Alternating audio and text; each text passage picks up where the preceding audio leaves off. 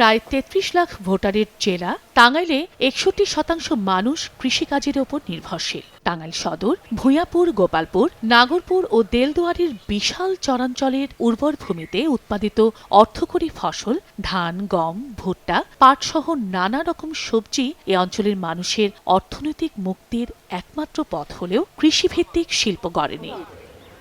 মধুপুরকে আনারসের রাজধানী বলা হয়। মধুপুরের কলাসহ আদা, হলুদ, কচুসহ অন্যান্য সবজি ঢাকাসহ সারা দেশের চাহিদা পূরণে ভূমিকা রাখলেও দীর্ঘদিনেও গড়ে ওঠেনি কৃষিভিত্তিক শিল্পাঞ্চল।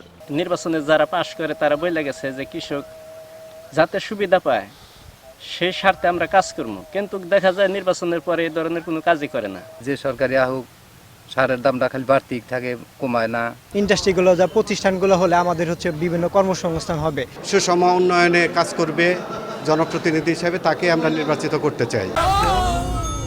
ডেন্টিস্টের পরামর্শ নাও নতুন কোলগেট অ্যাক্টিভ সল্ট।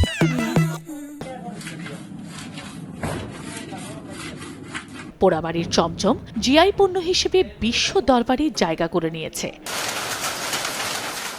পাথরাইলের তাঁত শাড়ি জিআই স্বীকৃতি পেয়ে ইউনেস্কোর সাংস্কৃতিক ঐতিহ্যের তালিকায় মনোনীত হয়েছে। অর্থনৈতিক সমৃদ্ধ সম্ভাবনাময় টাঙ্গাইল শাড়ি বর্তমানে ধ্বংসের দ্বারপ্রান্তে পৌঁছে ৮০% বিলুপ্ত হলেও কর্তৃপক্ষের নজরদারি মিলছে না। টেকসই অর্থনৈতিক উন্নয়নের জন্য এই ইনফ্রাস্ট্রাকচারটা যাতে দীর্ঘমেয়াদী পরিকল্পনা নিয়ে তৈরি করা হয়, যাতে কৃষক থেকে শুরু করে ভোক্তারা সবাই এই উন্নতির ফল ভোগ করেন।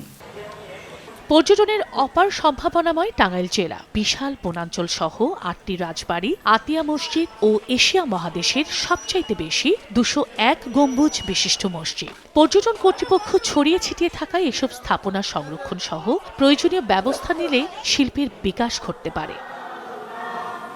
টাঙ্গাইল জেলায় মোট জনসংখ্যা ৪৫ লাখ, মোট ভোটার ৩২,৯৬,০৯ জন, পুরুষ ভোটার ১৬,৫১,৩৪১ জন, মহিলা ভোটার ১৬,৪৪,৬৪২ জন, তৃতীয় লিঙ্গের ভোটার ২৬ জন, কেন্দ্র ১,০৬৩টি, কক্ষ ৩,৪০৬টি। সময় সংবাদ, টাঙ্গাইল।